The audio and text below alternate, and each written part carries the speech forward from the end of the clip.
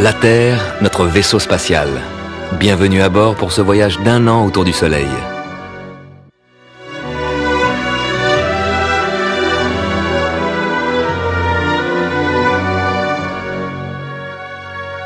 C'est vrai, on tourne autour du Soleil, mais pas sur un cercle, sur une ellipse.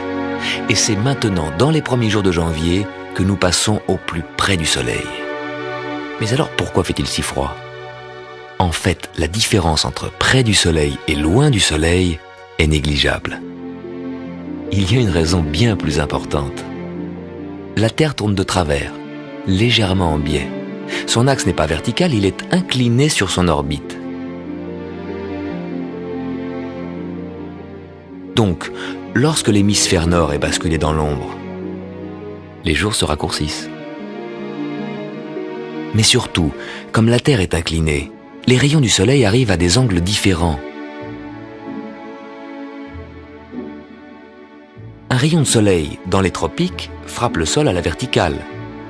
Il fait chaud. Ce même rayon de soleil dans l'hémisphère nord arrive en biais. Son énergie est étalée sur une surface 3 fois plus grande, ça chauffe 3 fois moins. Il fait froid. Au nord, c'est l'hiver, dans l'hémisphère sud, c'est l'été. L'axe incliné de la Terre nous donne les saisons. En ce moment même, pendant que vous regardez la télévision, nous fonçons à travers l'espace à plus de 107 000 km/h, 30 km toutes les secondes. La Terre va mettre 1 an pour faire le tour du Soleil. Et avec la Terre, 8 autres planètes qui tournent autour du Soleil, chacune sur son orbite. Notre voisine, sur l'orbite juste à côté de la nôtre, c'est Vénus. Elle va plus vite que nous. Elle nous dépasse. C'est la planète la plus brillante, celle qu'on voit le mieux. Parfois le soir, parfois le matin.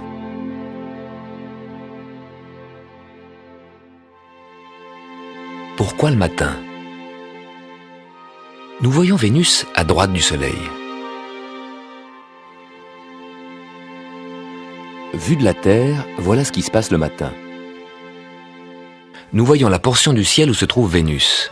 Vénus apparaît à l'horizon bien avant le Soleil, quand il fait encore nuit et que le Soleil, à gauche, est encore en dessous de l'horizon. Voilà pourquoi, dans cette position, nous voyons Vénus le matin, à l'aube. Puis la Terre continue de tourner, le Soleil apparaît, il illumine le ciel et on ne voit plus ni les étoiles ni les planètes. Et nous continuons notre croisière à bord de notre planète, la Terre. Sur l'orbite prochaine, à gauche, la Terre a une voisine qui va plus vite, qui fait du 125 000 km/h, qui nous double. C'est Vénus. On l'appelle l'étoile du berger, mais ce n'est pas une étoile, c'est une planète. Quelle est la différence entre les planètes et les étoiles ? À première vue, on ne voit pas de différence. Pourtant, les étoiles rayonnent, comme notre Soleil, et les planètes ne rayonnent pas, mais renvoient la lumière du Soleil. Elles font partie de notre système solaire. Elles sont proches. Les étoiles, elles, sont très loin. Nous ne pouvons pas les atteindre. Voici Sirius, à côté d'Orion. Une des étoiles les plus proches. Même cette étoile, si proche, est trop loin pour nous. Si notre vaisseau spatial Terre quittait son orbite pour sortir du système solaire et se diriger vers Sirius, toujours à notre vitesse de croisière, il nous faudrait 80 000 années pour l'atteindre. Alors que pour Vénus, à la même vitesse, il suffirait de 16 jours. 80 000 années pour Sirius, 16 jours pour Vénus. C'est la différence entre l'univers lointain des étoiles et notre système solaire avec ses planètes, toutes proches.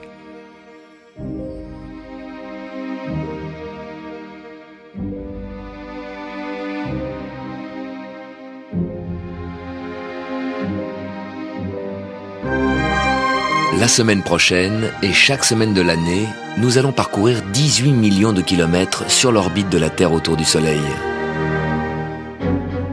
Pendant tout ce voyage, nous sommes accompagnés par notre satellite, la Lune. Elle met 4 semaines pour faire le tour de la Terre. Elle nous présente chaque soir des croissants différents. Pourquoi la Lune change-t-elle d'apparence ? Et le clair de lune qui nous est si familier, d'où vient-il? Et la lune, d'où vient-elle? Nous vous le montrerons au cours de ce voyage.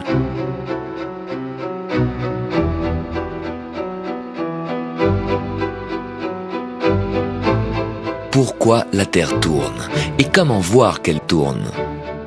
L'ombre d'une maison qui se déplace au cours de la journée, ou les rayons de soleil qui entrent par la fenêtre et qui glissent lentement sur le sol, c'est comme ça que tous les jours, à tout moment, sans instrument astronomique, vous pouvez voir la Terre tourner.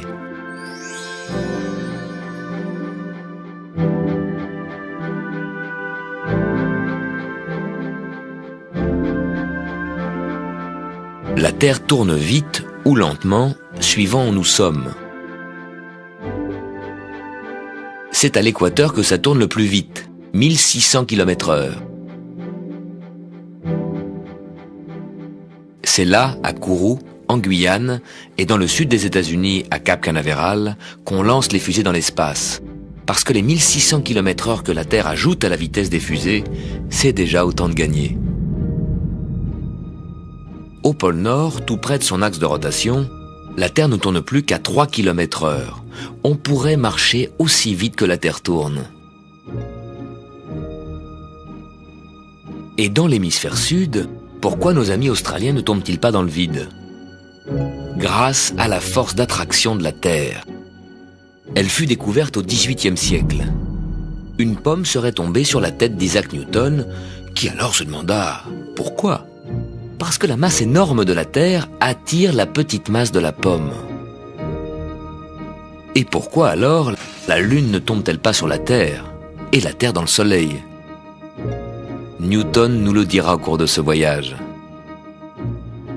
Nous vous montrerons les étoiles. L'une d'entre elles, l'étoile polaire, se trouve dans la prolongation de l'axe de la Terre. Durant toute la nuit, le ciel et les étoiles semblent tourner autour de cette étoile polaire qui, elle, reste immobile. De tout temps, ce fut un repère fiable, pour Christophe Colomb qui naviguait vers les continents inconnus, et pour les Égyptiens qui érigèrent la grande pyramide.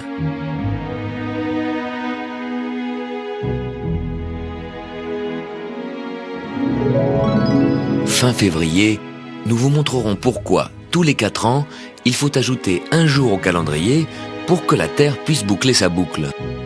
Ainsi, tous les 4 ans, nous avons une année bissextile, qui a 366 jours.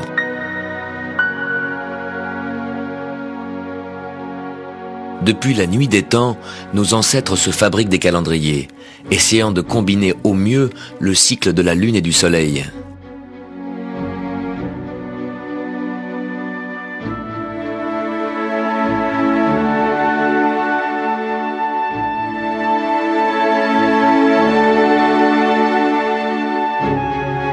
Parfois, Lune et Soleil se rencontrent. Le 2e week-end de mars, il y aura une éclipse du Soleil en Sibérie. Mais nous vous la montrerons ici. L'ombre de la Lune tombera sur la Terre. Au fur et à mesure que la Terre avance sur son orbite, la ligne où le Soleil tape à la verticale monte vers l'équateur. Le 20 mars, ce sera le jour où le Soleil sera à la verticale de l'équateur. Ce sera l'équinoxe. Et pour l'hémisphère nord, ce sera le début du printemps. Et au bout d'1 an, quand la Terre reviendra où nous sommes aujourd'hui, vous verrez le monde avec des yeux nouveaux.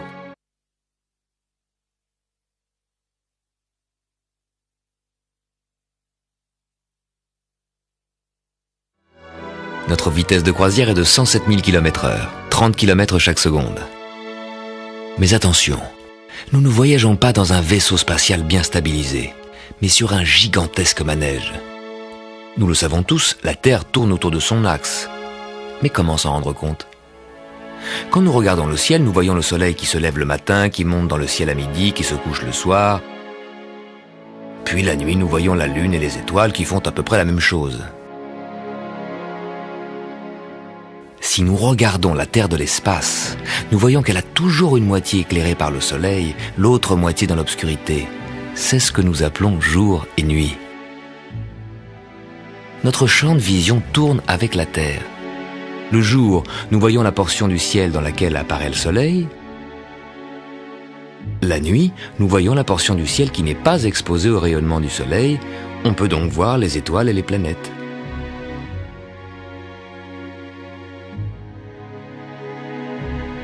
En fait, quand vous regardez le soleil, il semble traverser le ciel, alors qu'en réalité, il est immobile.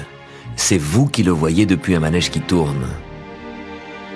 Et cette nuit, vous verrez la lune, les étoiles et les planètes se lever, parcourir le ciel et se coucher, mais c'est la Terre qui tourne, qui fonce à travers l'espace.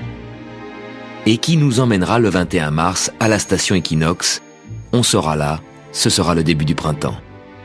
Mais ce schéma ne donne pas les vraies proportions de la Terre et du Soleil. Comparé à la Terre, le Soleil est très très grand. Imaginez un Soleil de la taille d'une coupole d'une grande cathédrale. À la même échelle, notre Terre n'est qu'un ballon de football. Un ballon qui serait tombé à 5 km, à la périphérie de la ville. Jupiter, la plus grande planète, toujours à la même échelle, aurait la taille d'une voiture qui circulerait à 30 km de la ville.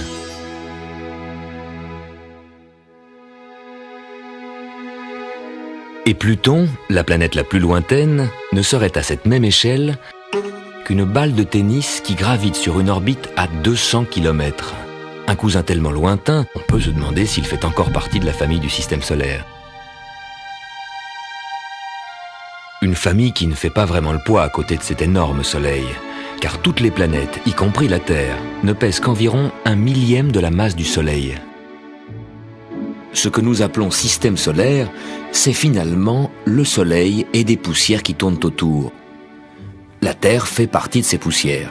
Elle met 365 jours, 12 mois, pour faire le tour du Soleil. Plus une planète est proche du Soleil, plus elle va vite. Vénus, plus près du Soleil que nous, l'astre le plus brillant, facile à voir à l'est pour ceux qui se lèvent tôt le matin, fait un tour complet en moins de 8 mois. Encore plus près du Soleil, Mercure boucle son tour en moins de 3 mois. Vous aurez du mal à voir Mercure, il est trop près du Soleil. Mercure, Vénus, et en 3e position à partir du Soleil, c'est nous. Plus loin du Soleil, la planète Mars va moins vite que nous, elle met 2 ans pour faire un tour. Beaucoup plus loin que Mars, Jupiter, la planète la plus grande, met 12 ans pour parcourir son orbite. Et encore plus loin et encore plus lent, Saturne.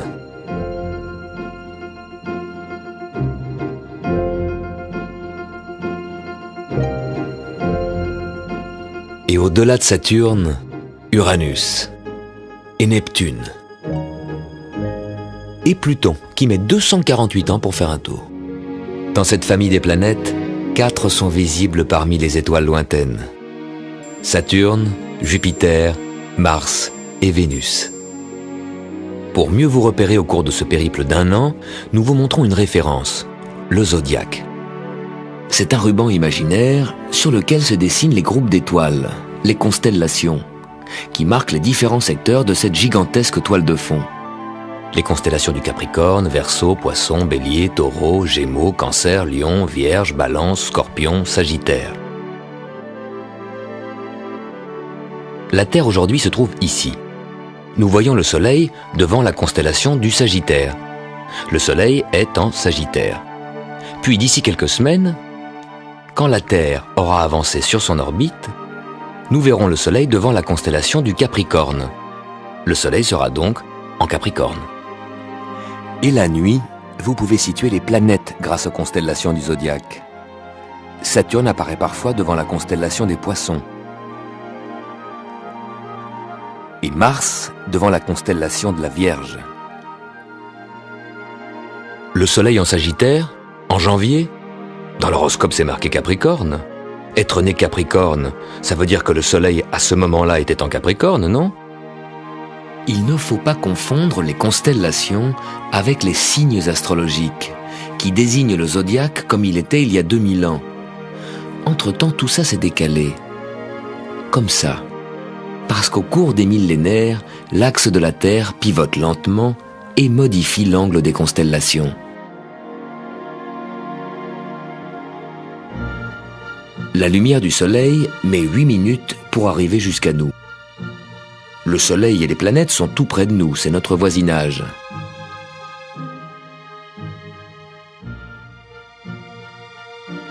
Mais pour la lumière qui nous vient des étoiles, c'est une autre histoire. Vous connaissez la Grande Ourse quand vous regardez vers le nord. La Grande Ourse est composée de 7 étoiles. Imaginons qu'on regarde la Grande Ourse non pas de la Terre, mais d'un autre endroit de l'univers. Là, nous voyons que les 7 étoiles se trouvent à des distances très différentes. La lumière qui nous parvient aujourd'hui est partie de ces étoiles à des siècles différents, nous montrant l'image d'une étoile au temps de nos grands-pères, d'une autre étoile à l'époque de Charlemagne. Ce sont des images venant de siècles différents, qui se superposent et qui forment l'image de la Grande Ourse. La lumière qui nous apporte aujourd'hui l'image de la galaxie Andromède est partie de là-bas il y a plus de 2 millions d'années, à une époque où il n'y avait même pas encore l'homme des cavernes. Les étoiles, les galaxies et tous ces trucs lointains sont des images décalées dans le temps, vous les voyez en différé, alors que les planètes, nous les observons en direct, et maintenant. Dans le système solaire, nous voyageons au présent. Quand nous regardons les étoiles, nous voyons le passé.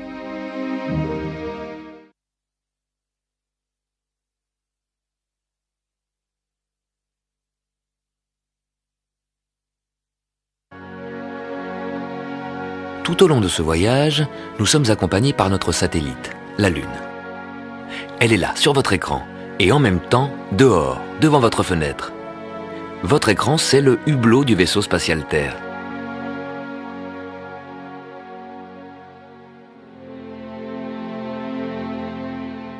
La Lune met près d'1 mois pour faire un tour complet autour de la Terre. Vue de la Terre, la Lune semble suivre à peu près le même chemin que le Soleil. Elle se lève à l'est et se couche à l'ouest comme le Soleil. Mais attention, si le Soleil semble se lever le matin et se coucher le soir, c'est que la Terre tourne alors que le Soleil reste solidement positionné au centre du système solaire. Donc tous les jours, vers midi, nous retrouvons le Soleil dans la même portion du ciel, au sud. Avec la Lune, c'est différent. C'est elle qui tourne autour de la Terre, lentement, et chaque jour elle se décale. Demain, à la même heure, vous ne la verrez plus au même endroit qu'aujourd'hui, mais à 2 largeurs de main plus à gauche. En avançant sur son orbite, la Lune vient s'aligner avec des planètes lointaines et nous permet de les repérer dans le ciel. Saturne, par exemple, à l'autre bout du système solaire. La Lune ici, et là, à 1 largeur de main à gauche, Saturne. Si vous prenez Saturne comme repère, vous pouvez mesurer le décalage quotidien de la Lune. Un soir, la Lune est à droite de Saturne, et le lendemain, elle sera passée à gauche de Saturne. Chaque jour, la Lune apparaît décalée vers la gauche de 2 largeurs de main. Et chaque jour, la Lune passe avec 50 minutes de retard sur la veille. 50 minutes, c'est le temps que la Lune met pour parcourir la largeur de 2 mains, pour arriver à l'endroit où elle se trouvait hier, à la même heure. Tous les soirs, la Lune est différente. Elle n'arrête pas de changer. Un jour, c'est un petit croissant. Le lendemain, un croissant un peu plus épais. Et un jour plus tard, encore plus épais.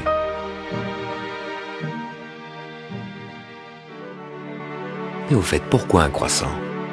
Dans l'espace, la Lune a toujours une moitié éclairée par le Soleil. Mais depuis la Terre, on voit la Lune dans une autre perspective. Pour nous, elle s'écarte chaque jour un peu plus du Soleil. Quand la Lune est à peine décalée du Soleil, elle nous apparaît presque à contre-jour et nous ne voyons qu'une petite partie de sa moitié éclairée. Un croissant. Le Soleil vient de se coucher. Il est là, à droite, juste au-dessous de l'horizon. C'est de là qu'il éclaire la Lune. Le croissant est toujours dirigé vers le Soleil, bien sûr puisque c'est le Soleil qui l'éclaire. Chaque jour, la Lune s'écarte un peu plus du Soleil. Chaque jour, depuis la Terre, nous voyons une partie plus large de sa moitié éclairée. Un croissant qui va croissant tous les jours et qui deviendra demi-lune. C'est dans sa phase de demi-lune que la Lune survole notre orbite. Elle croise le chemin que la Terre vient de parcourir. Tous les jours, la Terre fait un tour sur elle-même.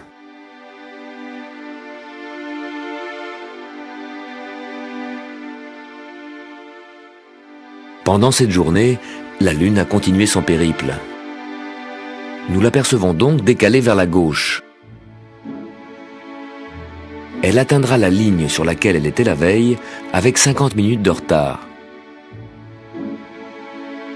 En croisant l'orbite de la Terre, la demi-lune devient un repère qui nous permet d'imaginer notre propre parcours. Normalement, nous ne pouvons pas vraiment voir où va la Terre. Le jour de la demi-lune, nous pouvons voir d'où elle vient. Là où vous voyez la demi-lune, c'est là où la Terre se trouvait il y a 4 heures. Regardez vos montres, regardez la demi-lune. C'est là-haut, à cet endroit du ciel, où vous-même vous étiez il y a 4 heures.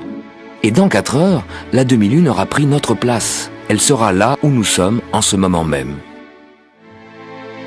Pour une fois, en regardant la demi-lune, vous pouvez imaginer ce rail invisible qui nous conduit en un an autour du Soleil.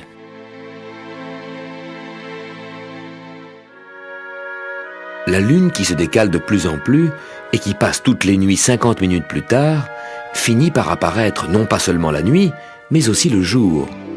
Lorsqu'elle entre dans le deuxième quart de son orbite, elle devient tellement lumineuse qu'on peut la voir de jour, l'après-midi au sud-est.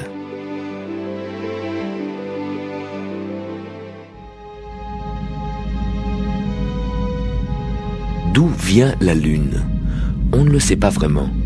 Peut-être qu'au début, quand la Terre primitive n'était pas encore assez compacte et qu'elle tournait très très vite, une partie a fini par se détacher et s'est mise à tourner autour de la Terre.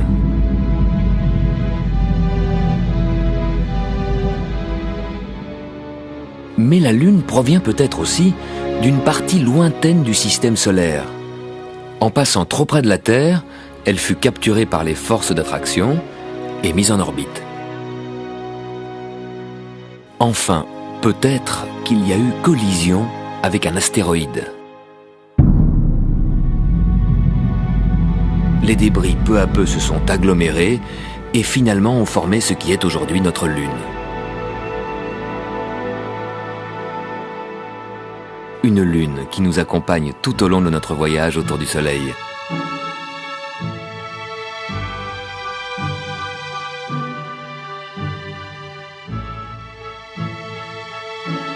En voyant la Lune décalée tous les soirs, nous pouvons imaginer son parcours autour de la Terre.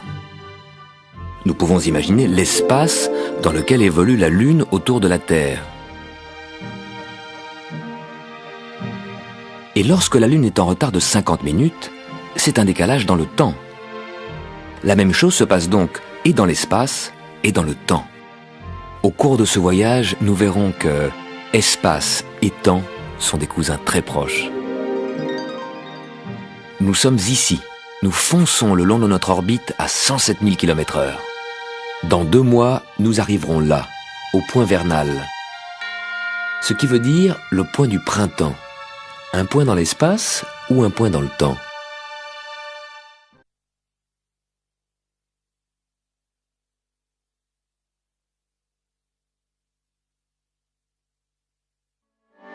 La planète la plus proche du Soleil, c'est Mercure.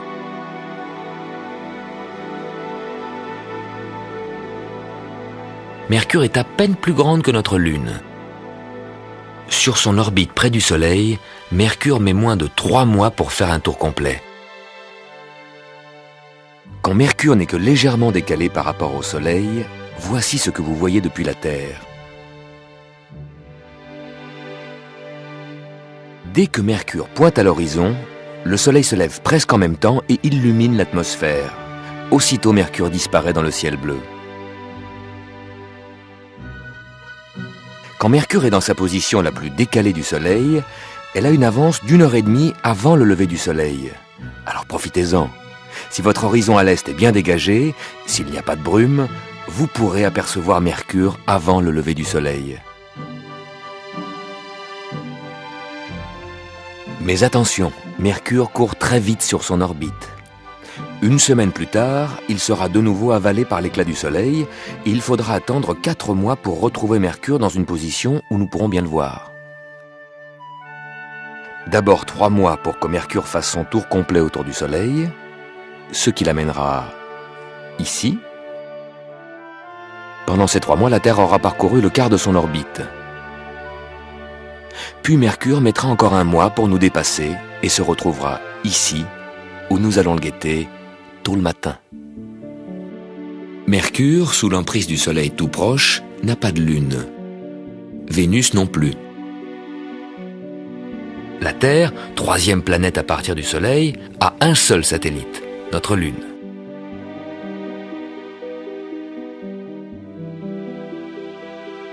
Mars a 2 satellites, Démos et Phobos. Phobos qui a bien souffert lors d'une collision.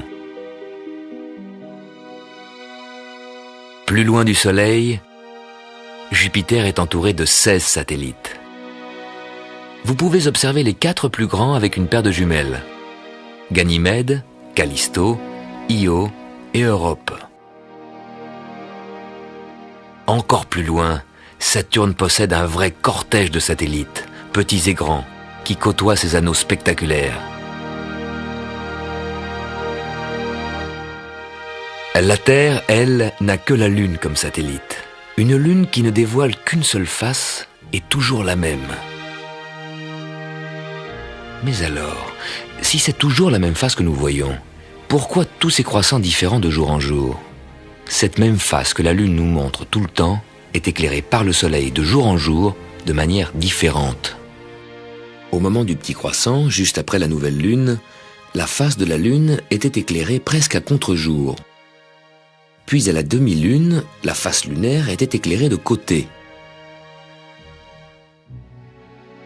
Puis la Lune parcourt le 2e quart de son orbite et se met de plus en plus en face du Soleil. Le Soleil éclaire une partie de plus en plus grande de sa face visible. C'est presque la pleine Lune. La veille de la pleine Lune, au moment où le Soleil se couche, la Lune est bien au-dessus de l'horizon. Puis en continuant son périple autour de la Terre, elle arrive à l'alignement Terre-Soleil. La Lune se place en face du Soleil. Là, elle se lève au moment même où le Soleil se couche. Elle prend la lumière du Soleil en pleine face. Le soir de la pleine Lune, c'est le soir où elle renvoie le maximum de lumière sur la Terre.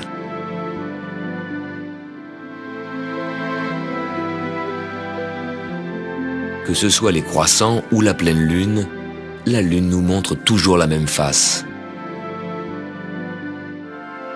Avec la Terre, ce n'est pas la même chose. En tournant autour de son axe en 24 heures, elle présente successivement toutes ses faces au Soleil.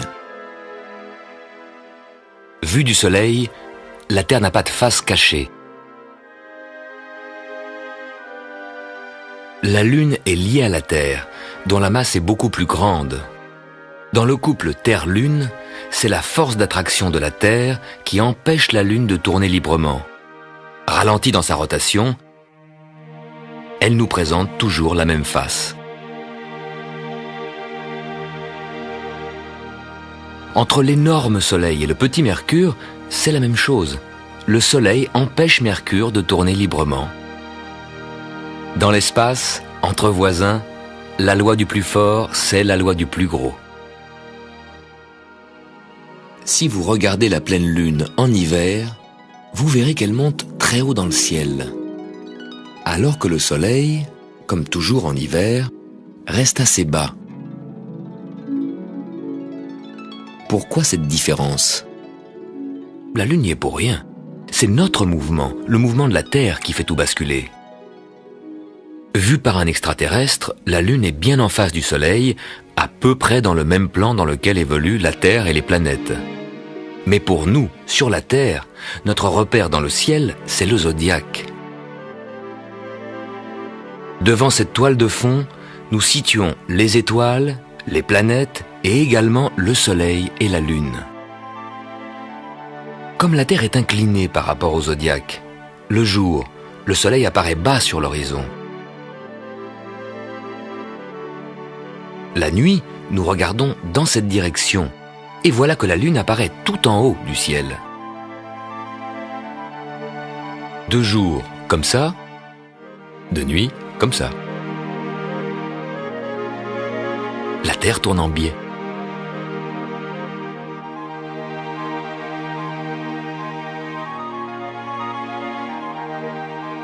Vu de la Terre, c'est le zodiaque qui bascule et qui semble faire des vagues. Le soleil à midi passe bas sur l'horizon, la lune à minuit passe haut dans le ciel. Mais les vagues que fait le zodiaque ne sont que l'effet du mouvement de la Terre.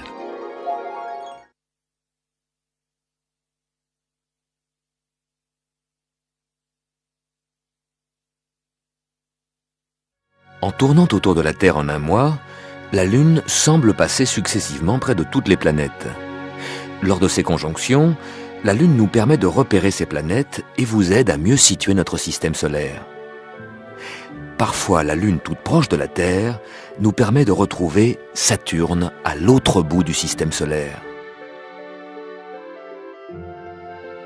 En 2 semaines, la Lune fait la moitié de son périple autour de la Terre pour venir s'aligner avec Mars.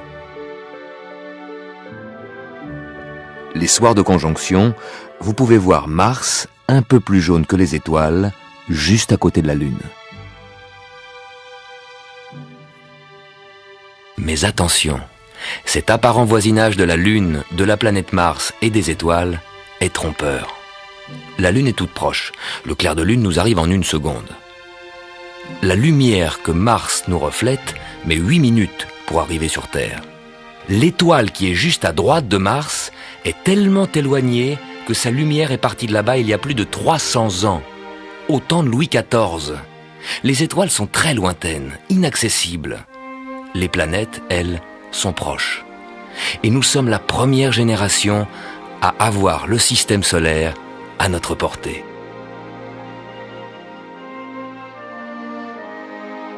Que vu de la Terre, tout semble tourner autour de nous. Le Soleil, la Lune, les planètes et les étoiles.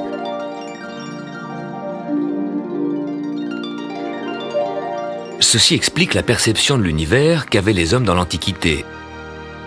Ils plaçaient la Terre au centre de l'univers, sous la voûte céleste, et le Soleil, la Lune, les planètes et les étoiles fixés à cette voûte céleste en mouvement. Avec les planètes, cette théorie posait des problèmes. De temps en temps, elle revenait en arrière, elle décrivait comme Mars des boucles bizarres, et ça, on avait du mal à l'expliquer. Au Moyen-Âge, on mettait encore la Terre au centre de l'univers. Mais Nicolas Copernic eut une vision géniale. Ce n'était pas une Terre immobile qui était au centre de l'univers, mais c'était le Soleil. Et la Terre devenait une planète tournant en orbite autour du Soleil avec les autres planètes.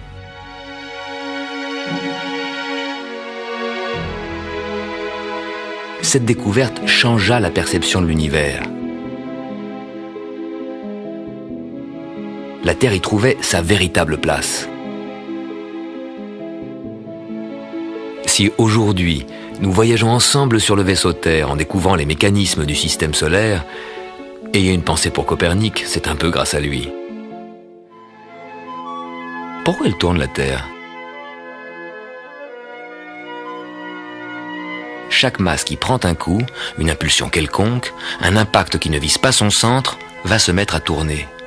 C'est ce qui ne cesse d'arriver à la matière depuis le Big Bang, l'explosion d'origine, il y a des milliards d'années. Donc, tout tourne. En tout petit, les électrons tournent autour du noyau de l'atome. En grand, les galaxies tournent. Les nébuleuses composées de gaz et de poussière tournent, se contractent, avec une grande masse au centre, le Soleil.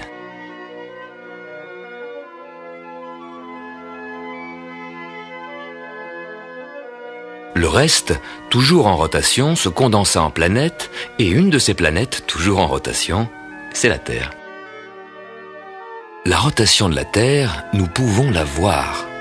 L'ombre d'une maison qui se déplace au cours de la journée, ou les rayons de soleil qui entrent par la fenêtre et qui glissent lentement sur le sol de votre chambre, c'est comme ça que tous les jours, à tout moment, sans instrument astronomique, vous pouvez voir la Terre tourner.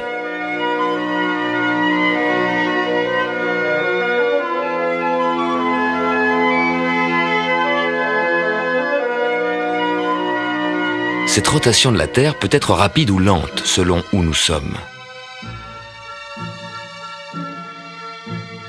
Chacun de ces 3 cercles fait un tour complet en 24 heures. Et dans ces 24 heures, c'est bien entendu le cercle le plus grand qui parcourt la plus grande distance. C'est donc là, à l'équateur, où ça tourne le plus vite, 1600 km/h. C'est là, à Kourou en Guyane, et dans le sud des États-Unis, à Cap Canaveral, qu'on lance les fusées dans l'espace. Pour échapper à l'attraction de la Terre, il faut des vitesses très grandes. Alors les 1600 km/h que la Terre ajoute à la vitesse des fusées, c'est déjà autant de gagné. À quelques kilomètres du pôle Nord, tout près de son axe de rotation, la Terre ne tourne qu'à 3 km/h. On pourrait marcher aussi vite que la Terre tourne. Et ici, entre l'Écosse et le Canada, la Terre tourne environ à 900 km/h. C'est la vitesse des avions que vous prenez pour aller d'Europe en Amérique. Un extraterrestre qui nous regarde de loin pourrait voir votre avion qui décolle à Paris, puis l'avion reste presque immobile, alors qu'en dessous la Terre tourne, puis quand New York vient se glisser sous l'avion, on atterrit. Vous arrivez en heure locale presque en même temps que vous êtes parti. Pour le passager qui vole de Paris à New York aussi vite que la Terre tourne, le temps s'arrête. Et pour celui qui veut téléphoner à son copain à New York, à midi par exemple, il risque de le réveiller car à New York, il n'est que 6 heures du matin. Pourquoi? La Terre tourne. Elle présente au Soleil chaque heure une autre de ses tranches, un autre méridien. Au méridien qui fait face au Soleil, c'est midi. Paris-New York, ça fait un quart de la Terre, le quart du tour complet que la Terre fait en 24 heures. Et le quart de 24 heures, c'est 6 heures. Paris-New York, 6 heures de différence. Le Soleil, à Paris, est au-dessus du méridien. Il est aussi visible à New York, il se lève justement à l'horizon. Et en même temps, à Tokyo, il se couche. Dans 6 heures, quand la Terre aura tourné d'un quart de tour et présentera au Soleil le méridien de New York, il sera midi à New York, et à Paris, il sera 6 heures du soir. On verra le Soleil se coucher à l'horizon. La rotation de la Terre amène chaque minute une autre ville, un autre pays à faire face au Soleil. Chaque ville, chaque pays a une heure locale différente. Depuis qu'il y a le télégraphe et le téléphone, il fallait réglementer tout ça. Et la Terre a été divisée en 24 fuseaux horaires. Paris-New York, 6 heures d'écart. Est-ce une distance dans l'espace ou dans le temps? Les deux sans doute. Nous volons aussi vite que la Terre tourne, nos sondes spatiales rattrapent Jupiter et Saturne sur leur orbite. Nos dimensions humaines sont devenues des dimensions planétaires. Le système solaire est à notre portée.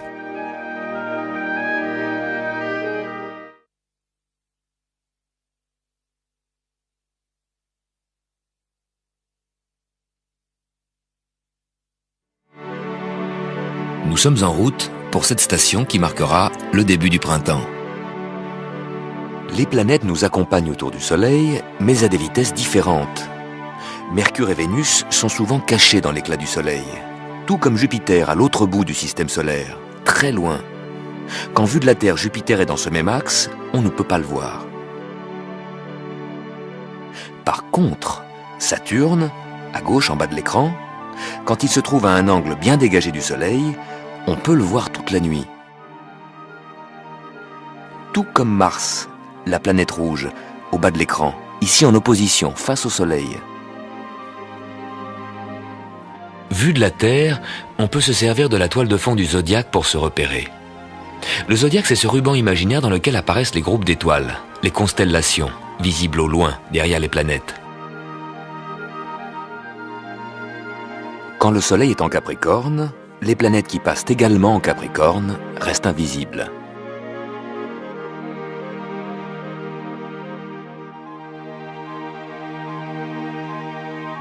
De jour, on ne peut pas les voir parce qu'elles sont trop près du Soleil. Et quand le Soleil se couche et passe sous l'horizon, eh bien ces planètes disparaissent également sous l'horizon. La nuit, les planètes décalées du Soleil sont bien visibles.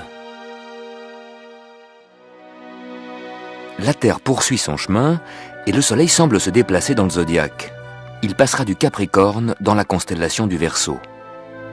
À droite, Mars, la planète rouge, va plus lentement que la Terre. Tous les 2 ans, nous la rattrapons et nous la doublons. À gauche, Vénus, elle, va plus vite que nous. Mercure, la plus proche du Soleil, va 2 fois plus vite que Mars. Plus une planète est proche du Soleil, plus elle tourne vite. Les planètes extérieures, loin du Soleil, voyagent lentement sur leurs orbites. Jupiter, Saturne, Uranus, Neptune, Pluton. Il y a 400 ans, un astronome danois, Tycho Brahe, a mesuré le passage des planètes. Il n'y avait pas encore de télescope. Tycho Brahe avait érigé un grand panneau, et nuit après nuit, il notait l'heure et la minute du passage des étoiles et des planètes derrière son panneau. Au Moyen-Âge, on mettait la Terre au centre de l'univers. Puis Nicolas Copernic eut une vision géniale. La Terre n'est pas au centre de l'univers, la Terre et les planètes tournent autour du Soleil. Mais Tycho ne le croyait pas. Heureusement, il a montré ses carnets à Johannes Kepler. Cette rencontre a changé le monde. Kepler connaissait la vision de Copernic et grâce aux mesures de Tycho, Kepler a compris le mouvement des planètes. Elles tournent bien autour du Soleil, mais sur des orbites en forme d'ellipse. La Terre et les planètes volent plus vite quand elles sont près du Soleil, moins vite quand elles sont éloignées. On met le même temps pour parcourir le trajet long à gauche que le trajet court à droite. La tranche courte mais large est égale à la tranche mince mais longue. Cette vision de Kepler permet de trouver la bonne trajectoire pour aller sur la Lune et sur Jupiter.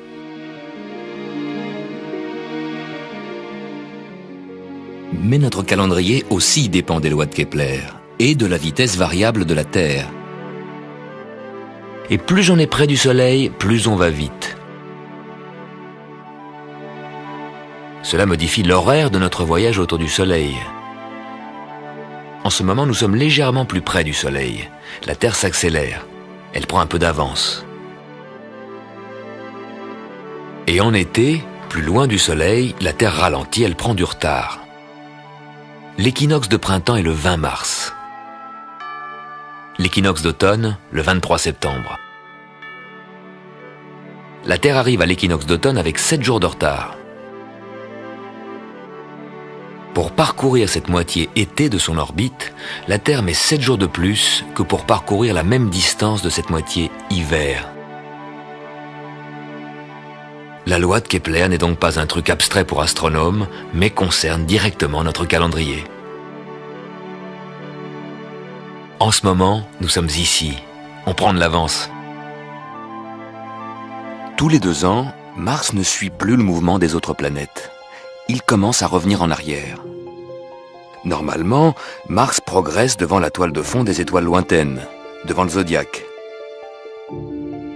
En 97, on pouvait voir Mars passer devant la constellation des Gémeaux, du Cancer, du Lion, et glisser vers la constellation de la Vierge. Mais là, au lieu de passer en Vierge, Mars revient vers la constellation du Lion. Du temps où les hommes plaçaient la Terre au milieu de l'univers, on avait déjà remarqué les boucles que faisait Mars et on échafaudait des théories compliquées sans pouvoir expliquer cette marche arrière. La vision de Nicolas Copernic expliqua tout de la manière la plus simple. La Terre tourne autour du Soleil, Mars également. La Terre va plus vite que Mars et la dépasse. Et pendant ce dépassement, Mars, devant la toile de fond des étoiles, semble rétrograder. Au bout de 2 mois, Mars reprend sa course habituelle qu'il n'a en réalité jamais inversée. Et après 2 ans et 2 tours autour du Soleil, nous retrouvons Mars pour la doubler. La Terre peu à peu rattrape Mars, la manœuvre de dépassement commence, par rapport aux étoiles du zodiaque, Mars recule, après le dépassement, Mars reprend son chemin. Et grâce à la vision de Copernic, Mars tourne autour du Soleil sans faire de boucle. Chaque mois, la Lune qui tourne autour de la Terre s'aligne avec le Soleil. C'est la nouvelle Lune.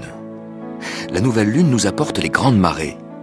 L'eau des océans est attirée par la Lune et forme, du côté de la Lune, un bourrelet de grandes marées. Chaque jour, la Lune passe 50 minutes plus tard que la veille. Voilà pourquoi tous les jours, les marées se produisent 50 minutes plus tard. Quand la Lune est alignée avec le Soleil, leurs forces d'attraction s'additionnent et tirent l'eau dans la même direction. C'est la grande marée. Pourquoi y a-t-il 2 marées par jour? La Lune ne passe qu'une seule fois. Le centre de gravité de la Terre n'est pas au même endroit que le centre de gravité du couple Terre-Lune. La première marée côté Lune est provoquée par la force d'attraction de la Lune. En même temps, de l'autre côté de la Terre, il y a une deuxième marée créée par les forces centrifuges. De plus, l'orbite de la Lune est une ellipse. Parfois la Lune est proche, parfois elle s'éloigne. Plus elle est proche, plus la marée est forte. Et quand la Lune passe au plus près de la Terre, précisément le jour de la nouvelle Lune, ça produit les marées les plus fortes de l'année, parfois même plus fortes que les marées d'équinoxe.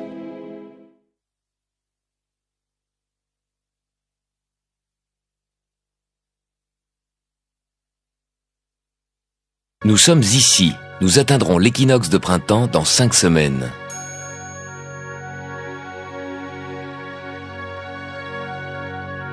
En fait, la Terre, pourquoi est-elle ronde? C'est une question de poids. La Terre fait le poids. Sa masse génère de telles forces d'attraction que toutes ses parties se pressent vers son centre. Ce n'est pas le cas pour les astéroïdes. Ce sont de toutes petites planètes, grandes comme la Corse ou l'île Dorée, ou comme un immeuble. Et justement, comme elles sont petites, il n'y a pas assez de force d'attraction pour attirer toute leur matière et former une sphère. Sur la Terre, qui a une masse énorme, la force d'attraction dirigée vers le centre de la Terre est une force irrésistible, rien ne peut y échapper. Et heureusement, car cette force d'attraction retient autour de la Terre l'atmosphère, l'air que nous respirons.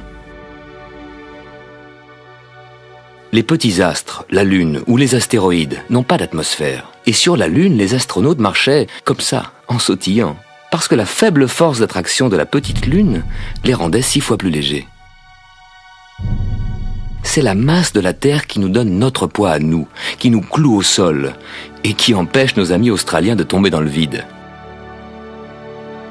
Cette force d'attraction, vous la sentez chaque fois que vous devez monter des escaliers, car chaque fois que vous essayez de vous éloigner du centre de la Terre, vous devez surmonter la force d'attraction de la Terre. Chaque objet qui vous échappe, la force d'attraction de la Terre l'emporte et l'objet tombe. On raconte même que c'est comme ça que la force d'attraction a été découverte au XVIIIe siècle. Une pomme serait tombée sur la tête d'Isaac Newton, qui alors se demanda pourquoi. Parce que la masse énorme de la Terre attire la petite masse de la pomme. Mais alors, pourquoi la Lune ne tombe-t-elle pas sur la Terre? Et la Terre ne tombe-t-elle pas dans le Soleil?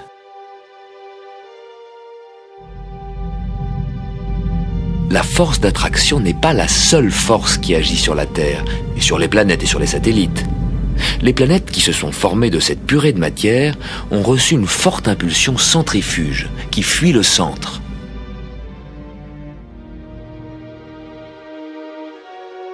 Entre ces forces centrifuges et la force d'attraction du Soleil, chaque planète trouve son orbite bien précise.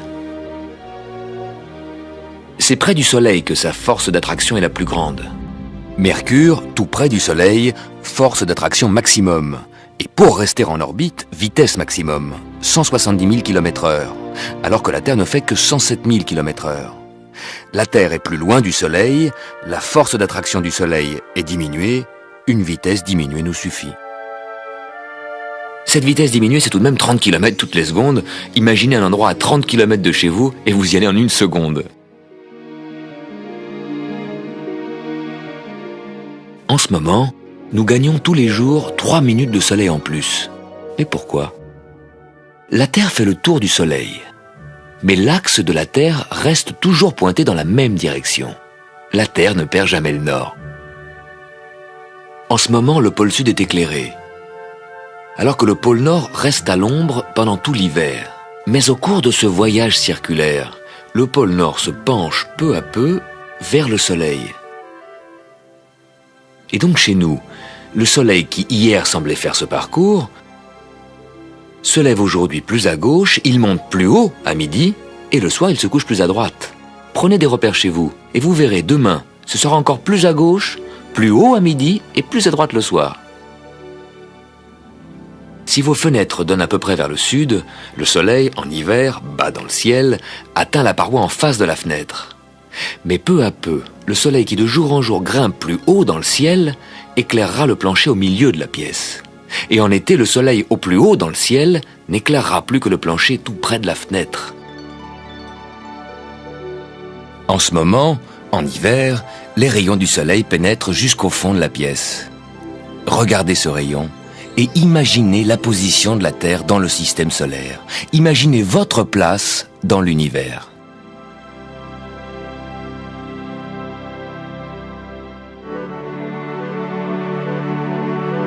Pendant que la Terre fait le tour du Soleil, son axe reste incliné toujours dans cette même direction.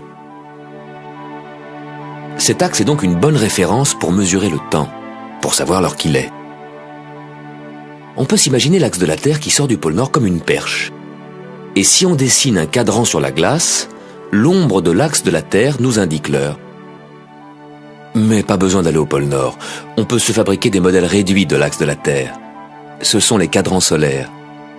Au pôle Nord, la perche qui prolonge l'axe de la Terre serait toute droite, en angle droit, 90 degrés. À Stockholm, situé à 60 degrés de latitude nord, le bâtonnet, pour être parallèle à l'axe de la Terre, sera incliné à 60 degrés. À Paris, un peu plus au sud, 48 degrés. Au Cameroun, penché à 15 degrés. Et à l'équateur, il faudrait carrément coucher le bâtonnet par terre. C'est le sol qui est parallèle à l'axe nord-sud de la Terre, plus d'ombre, plus de cadrans solaires. Il y a d'autres types de cadrans solaires, mais ils sont tous orientés dans l'axe nord-sud de la Terre. La rotation de la Terre, que vous ne ressentez pas, vous pouvez la voir, pas seulement au cadran solaire, mais partout autour de vous. Chaque maison, chaque arbre jette une ombre. Vous n'avez qu'à regarder. En suivant les ombres, vous finirez par vivre la rotation de la Terre.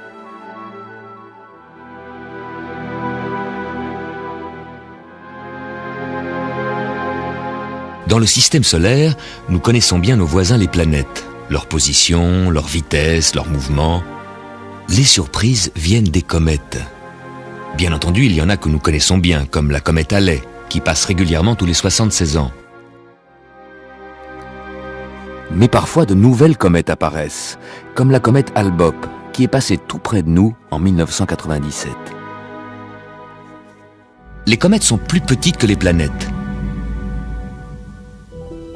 Elles circulent sur des orbites elliptiques.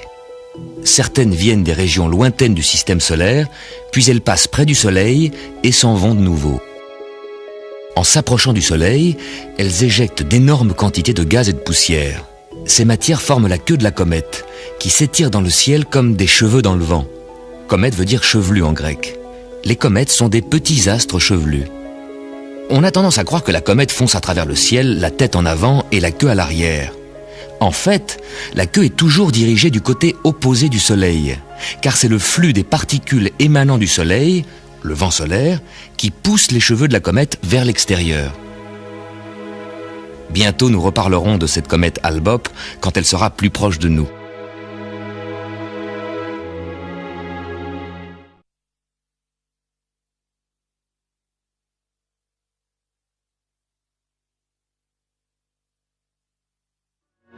N'oubliez pas, c'est un voyage réel, en temps réel. En ce moment même, pendant que vous regardez ces images, vous foncez à travers l'espace à 107 000 km/h. Aujourd'hui, nous sommes ici. Nous atteindrons le point équinoxe, le début du printemps, en 4 semaines. Pendant notre voyage à travers le système solaire, nos voisines, les planètes, nous accompagnent. Cette semaine, regardons au-delà des planètes. Les étoiles, infiniment plus lointaines, les étoiles qui nous servent de repères. Une étoile nous indique toujours le nord, l'étoile polaire. Elle est facile à trouver, 5 fois à l'arrière de la Grande Ourse, que vous connaissez tous.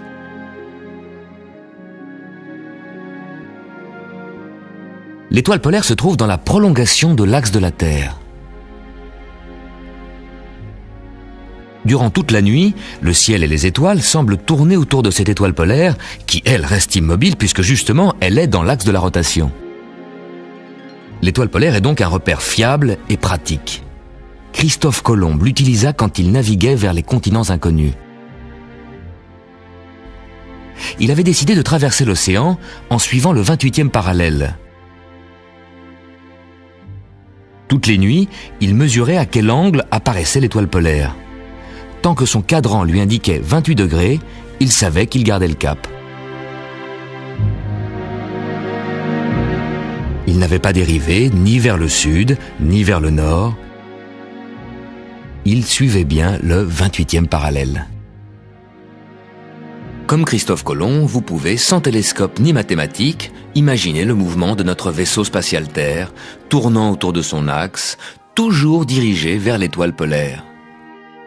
Mais ce n'est pas tout à fait exact. En 26 000 ans, elle va décrire un cercle.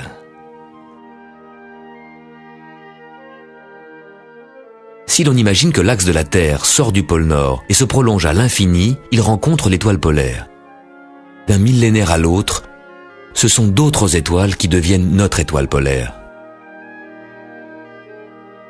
Il y a 12 000 ans, du temps de l'homme des cavernes, c'était Véga. Il y a 5 000 ans, l'étoile Tuban. C'était à l'époque où les Égyptiens avaient bâti la Grande Pyramide. Ils avaient fait une galerie qui pointait vers le nord, et ce que les Égyptiens apercevaient au bout de cette galerie, c'était l'étoile Tuban, juste à gauche de la Grande Ourse. Alors qu'aujourd'hui, les touristes voient l'étoile polaire. Tuban, l'étoile polaire, c'est l'angle sur lequel la Terre a pivoté en 5000 ans. Nous pouvons tous nous imaginer des mois, des années, peut-être même un siècle. Mais pour s'imaginer 5000 ans, il faut regarder l'angle entre Tuban et l'étoile polaire.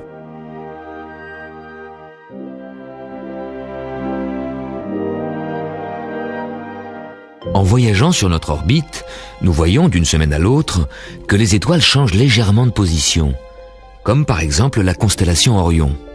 Facile à trouver, au sud. Orion, sa tête, ses 2 bras, ses 2 pieds, sa ceinture. Le tout petit déplacement quotidien des étoiles est complètement noyé dans l'énorme mouvement de bascule provoqué par la rotation de la Terre, qui fait tourner notre champ de vision du jour à la nuit.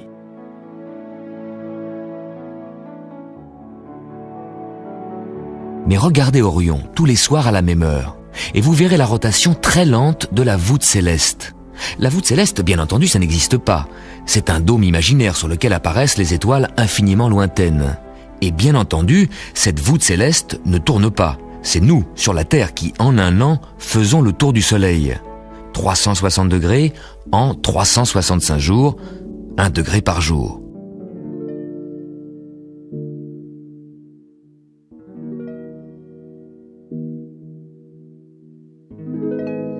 Et nous voyons les étoiles glisser 1 degré vers la droite. Cette semaine, vers 9 h du soir, Orion est plein sud. Dans 2 semaines, Orion aura glissé vers la droite, et dans 1 mois, encore un peu plus à droite. Les étoiles se déplacent d'1 degré par jour. Elles passent chaque jour 4 minutes plus tôt. 1 degré dans l'espace, 4 minutes dans le temps, espace et temps se rencontrent. Depuis le début de cette croisière, nous faisons bien la différence entre les planètes toutes proches et les étoiles très très lointaines. Une étoile toutefois est au beau milieu de notre voisinage planétaire, le Soleil. Oui, le Soleil, c'est une étoile. Tous ces points lumineux que nous voyons au-delà des planètes, ce sont des étoiles, des soleils lointains. Les galaxies sont des milliards de soleils. Les planètes, vues de la Terre, ressemblent aux étoiles. Mais il suffit de regarder le Soleil pour être ébloui par la différence. Le Soleil rayonne, alors que les planètes ne font que refléter une partie de la lumière du Soleil. Le Soleil nous envoie de la lumière et de la chaleur, car c'est un gigantesque réacteur nucléaire.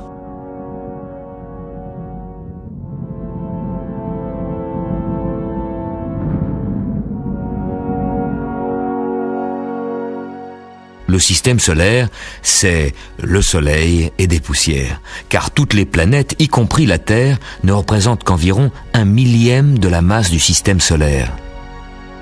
Le Soleil est trop grand pour qu'on puisse se le représenter. Pour se faire une idée, disons plutôt que tout le système Terre-Lune, avec toute l'orbite lunaire, tiendrait amplement à l'intérieur du Soleil. Pourtant, cet énorme Soleil est une étoile relativement petite. Et si nous comparons notre Soleil à d'autres étoiles, notre petite Terre disparaît complètement de l'écran. Dans la constellation d'Orion, l'étoile Bételgeuse est la plus grande étoile que nous connaissons. Elle est si grande qu'elle pourrait largement contenir notre Soleil plus l'orbite de la Terre. Tout ça tiendrait à l'intérieur de cette étoile. Nous connaissons la dimension de l'infiniment petit, les atomes avec leurs noyaux et les électrons qui tournent autour. Nous connaissons aussi la dimension de l'infiniment grand, l'univers et les étoiles. Mais il y a une nouvelle dimension, celle de notre système solaire. Nous sommes la première génération à pouvoir la saisir, l'explorer.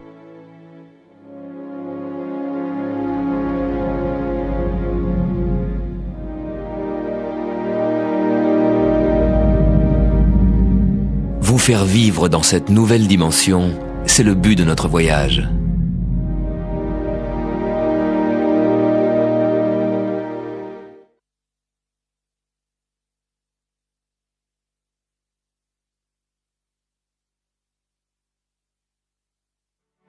Nous nous approchons de la fin février.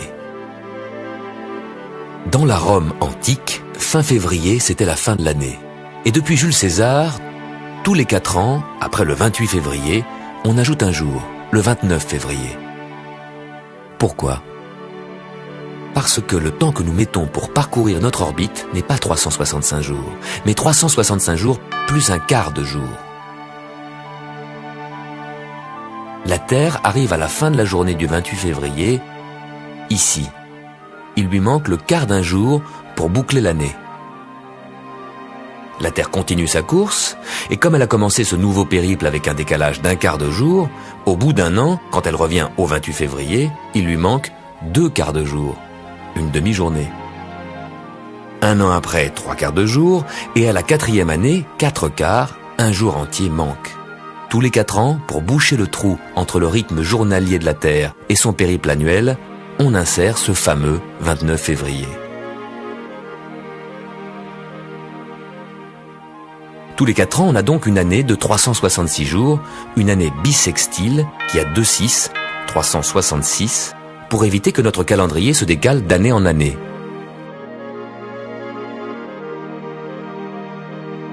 C'est ce que fait le calendrier julien instauré par Jules César.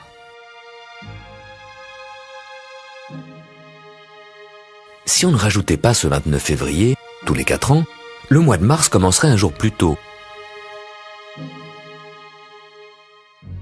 Au bout d'un siècle, on aurait déjà un mois de décalage entre le calendrier et les vraies saisons. On fêterait Pâques en plein hiver et Noël à la Toussaint, et la pagaille augmenterait de siècle en siècle. Merci Jules César. Mais en fait, ce 29 février rajouté ne règle pas tout. Malheureusement, dans le calendrier julien, en rajoutant le 29 février, on rajoutait 38 minutes de trop. À la fin du XVIe siècle, on avait accumulé 10 jours de trop. Alors, le pape Grégoire XIII, féru d'astronomie, supprima ces 10 jours et on passa directement du 4 au 15 octobre. Pour éviter que le même décalage recommence, on décida de ne pas ajouter de jours bissextiles aux années de fin de siècle, en 1700, 1800 et 1900. Par contre, on conserva ce jour tous les 400 ans. On aura donc bien notre 29 février en l'an 2000. Grâce à ce réglage sophistiqué, notre calendrier grégorien sera juste pour les 3 millénaires à venir.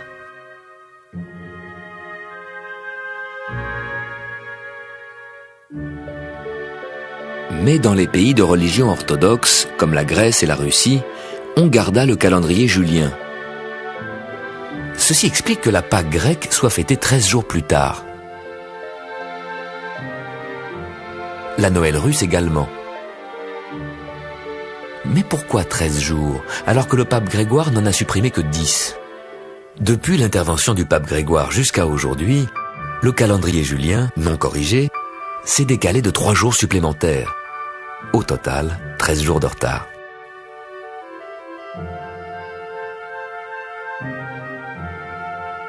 Bien synchroniser notre calendrier avec la Terre n'est pas une formalité abstraite ou astronomique. C'est le lien entre l'univers et le rythme de nos saisons, tels que nous les vivons.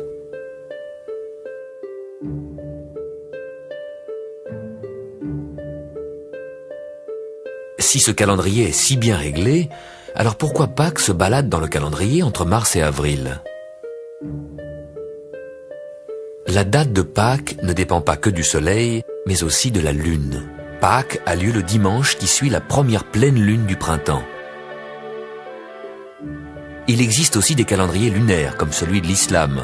La fin du ramadan, la période de jeûne, est annoncée par le premier croissant, le lendemain de la nouvelle lune. Synchroniser les cycles de la lune et du soleil est très difficile. Depuis que les hommes essaient de mesurer le temps et de se faire des calendriers, ils se sont débattus avec ce problème. Le plus ancien calendrier que nous connaissons, c'est le temple préhistorique de Stonehenge, en Angleterre. Son axe est orienté vers le soleil levant, le jour du solstice, le 21 juin.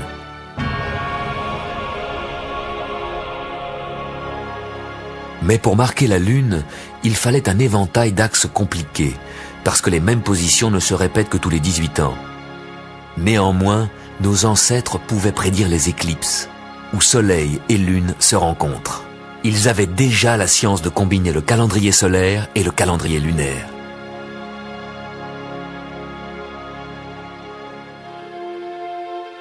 Les autres planètes n'ont pas besoin de calendrier. Sur Terre, le besoin de mesurer le temps et de prévoir les saisons est apparu avec la mise en culture de la Terre. Mais la Terre n'est pas le seul endroit où il y a de la Terre.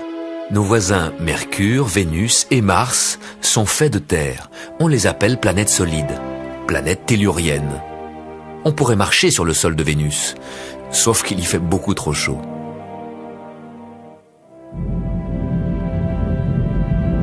Un jour, certainement, nous marcherons sur le sol rocailleux de Mars. Nous ne marcherons jamais sur Saturne, ni Jupiter. Ces grandes planètes ont peut-être des noyaux solides de roche ou de métal, mais elles sont essentiellement constituées de gaz. De toute façon, la masse de Jupiter est 300 fois celle de la Terre. Sa force de gravitation nous écraserait sur le champ. Même chose sur Saturne qui fait 100 fois la masse de la Terre. Dans un futur proche, notre seule chance d'atterrir sur d'autres planètes, c'est Mars. Mais d'abord, prenons bien soin de la Terre. C'est le seul endroit dans le système solaire où nous pouvons vivre.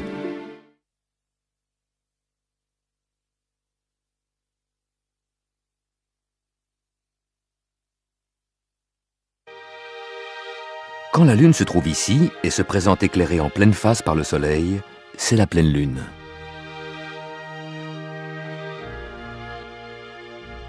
Puis, au fur et à mesure que la Lune contourne la Terre, nous voyons, depuis la Terre, une portion de plus en plus mince de sa moitié éclairée.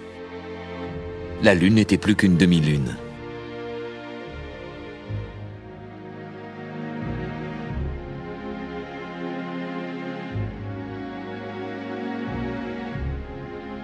Le jour de la demi-lune, la Lune croise l'orbite de la Terre et nous permet de voir notre propre parcours.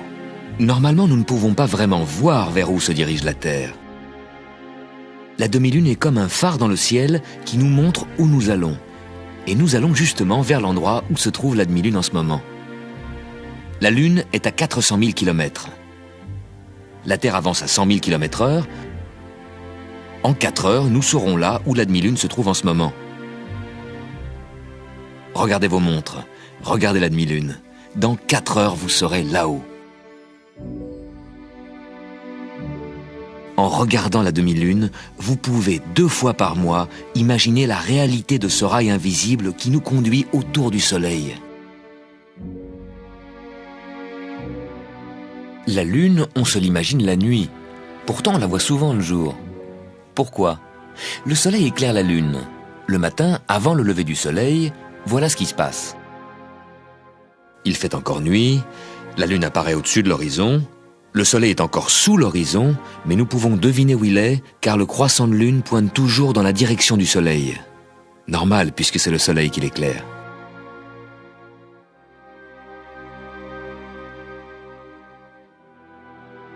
Nous voyons la Lune et les étoiles monter dans le ciel, puis le Soleil se lève.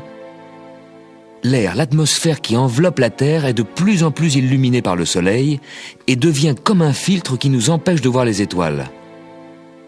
La Lune, beaucoup plus lumineuse que les étoiles, reste visible.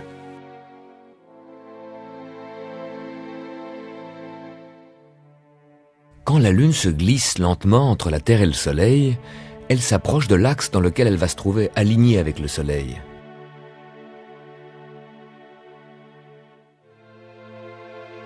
Comme il n'y a plus qu'un petit décalage entre la Lune et le Soleil, nous voyons la Lune éclairée presque à contre-jour, et nous n'apercevons qu'une petite partie de sa moitié éclairée, un croissant très mince. Il sera tout seul dans le ciel bleu. Pourtant les étoiles sont là. Mais qu'est-ce qu'elles deviennent les étoiles pendant la journée? Elles sont cachées par les couches gazeuses de l'atmosphère, qui enveloppent la Terre et qui, par le rayonnement du Soleil, prend cette couleur bleu ciel. L'atmosphère, c'est l'air que vous respirez, et c'est également ce filtre bleu qui, de jour, nous empêche de voir les étoiles. Notre champ de vision tourne avec la rotation de la Terre.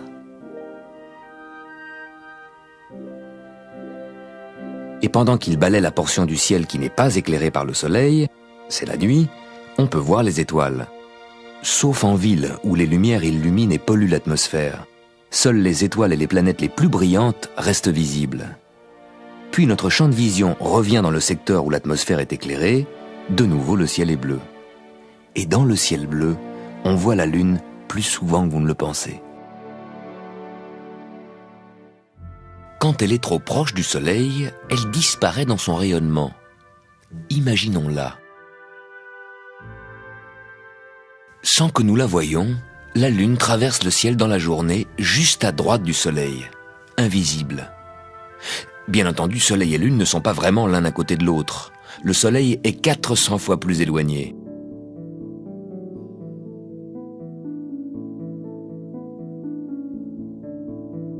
Il n'y a pas que la Lune qui traverse le ciel, cachée dans l'éclat du Soleil.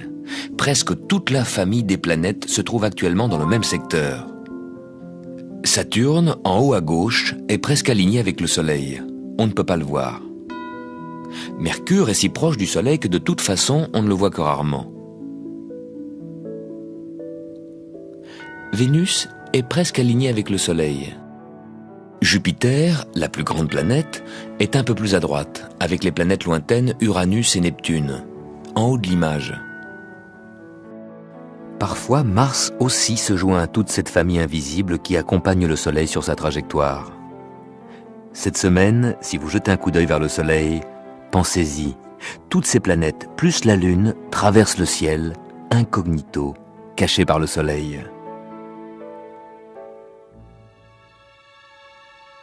Quand la Lune rejoint l'axe Terre-Soleil, c'est la nouvelle Lune. La Lune projette un énorme cône d'ombre dans l'espace, qui chaque mois passe à ras de notre Terre, juste au-dessus et en dessous. L'ombre de la Lune ne touche pas la Terre, car la Lune tourne sur une orbite légèrement inclinée par rapport à l'orbite de la Terre. L'ombre de la Lune passe donc normalement toujours au-dessus ou en dessous de la Terre. Mais 2 fois par an, l'orbite lunaire arrive à une position qui permet un alignement parfait Terre, Lune, Soleil. L'ombre de la Lune frappe la Terre et cache le Soleil. C'est l'éclipse solaire.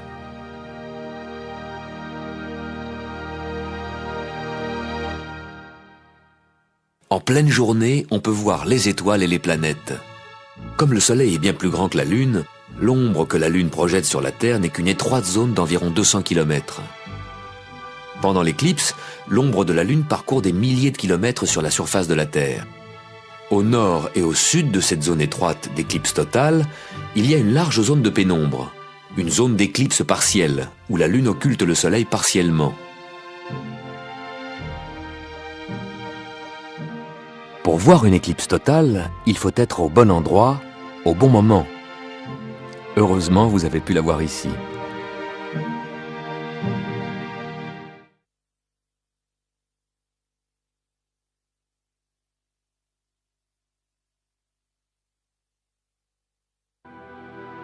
Nous sommes ici. Nous atteindrons la station équinoxe, début du printemps, la semaine prochaine. Quand la Lune passe exactement entre la Terre et le Soleil, l'ombre de la Lune se projette sur la Terre. C'est l'éclipse solaire.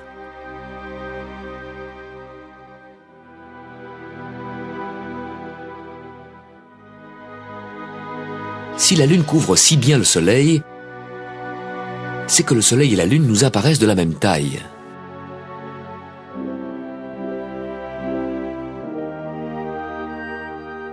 En réalité, le Soleil est énormément plus grand que la Lune et se trouve énormément plus loin. Mais par un hasard extraordinaire, le Soleil qui est 400 fois plus grand que la Lune se trouve aussi 400 fois plus loin.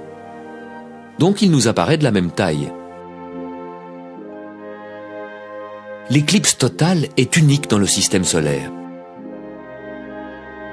La Lune qui occulte le Soleil avec une telle précision, on ne peut voir ça que depuis la Terre. Mais ça ne fonctionne pas toujours, car l'orbite de la Terre n'est pas un cercle mais une ellipse. Tout comme l'orbite de la Lune. Il peut donc arriver que le jour de l'éclipse, nous soyons plutôt près du Soleil et qu'en même temps la Lune se trouve plutôt éloignée de nous. Du coup, la Lune n'arrive plus à couvrir complètement le Soleil et au lieu d'une éclipse totale, nous avons une éclipse en forme d'anneau. Si les Martiens existaient et s'intéressaient aux éclipses, ils seraient frustrés. Ils ont 2 lunes, mais elles sont trop petites pour occulter le Soleil. Pas d'éclipse pour les Martiens.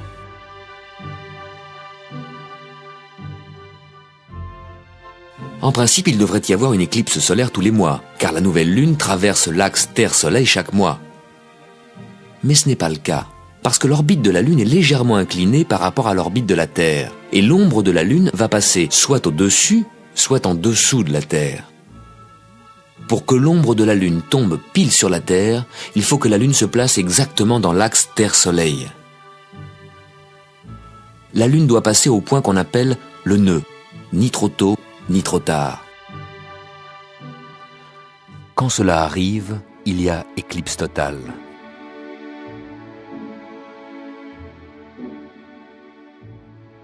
Six mois plus tard, après 6 nouvelles lunes, une fois de plus, la Lune pourra se placer dans l'axe Terre-Soleil.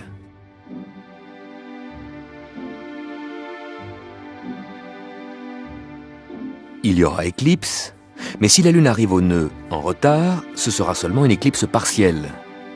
L'ombre de la Lune ne fera que frôler la Terre. Éclipse partielle.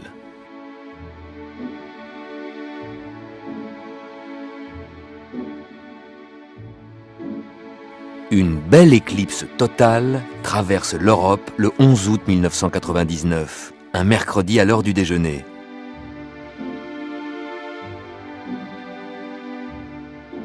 Et voici la trajectoire d'une éclipse totale aux Antilles le 26 février 1998. C'est très rare de pouvoir observer une éclipse totale du Soleil. Il n'y en a qu'une ou deux chaque année, et comme la zone d'ombre totale est une étroite bande d'environ 200 km de large, il faut beaucoup de chance pour être au bon endroit, au bon moment.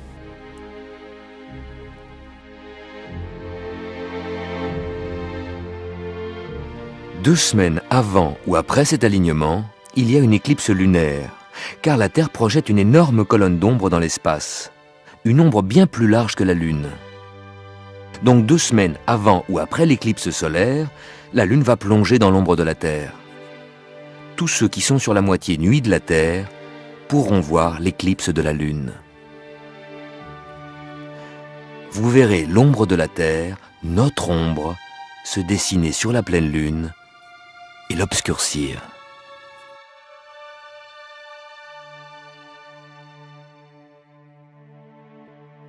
La lune apparaît chaque soir à 2 largeurs de main plus à gauche que la veille.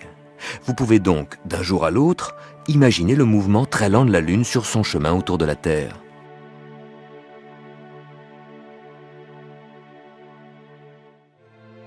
À de très rares occasions, on peut voir le mouvement de la lune en direct, quand la lune apparaît près d'une étoile, par exemple près d'Aldébaran. Aldébaran est une étoile lointaine, mais elle peut nous servir de repère pour voir le mouvement de la lune.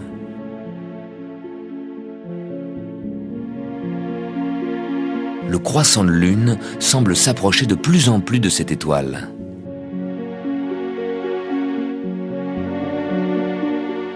Et tout d'un coup, avant que le croissant les rejointe, Aldébaran disparaît, comme effacé du ciel. C'est que l'étoile a été cachée par la partie non éclairée de la lune.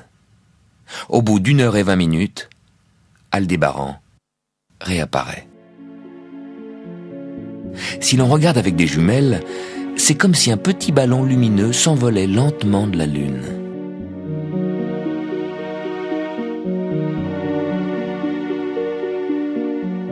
Normalement, le mouvement de la lune qui tourne autour de la Terre est trop lent pour être vu. Mais ce soir-là, grâce à Aldébaran, on pouvait enfin voir la lune bouger.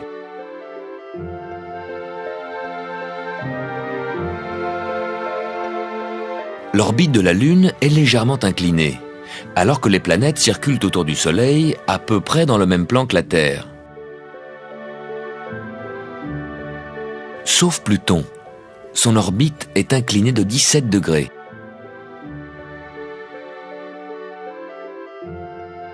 L'orbite de Hale-Bopp, la nouvelle comète de 1997, est passée carrément à angle droit au-dessus du plan des planètes. On la voyait donc, à son passage près de la Terre, un peu au-dessus de l'endroit où le Soleil s'est couché.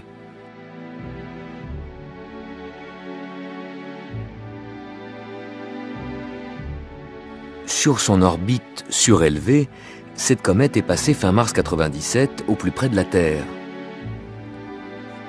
Une semaine plus tard, au plus près du Soleil, puis elle a plongé vers le plan des planètes. Mais pendant ce temps, la Terre a avancé sur son orbite et le Soleil s'est glissé entre nous et la comète. On ne la voyait plus.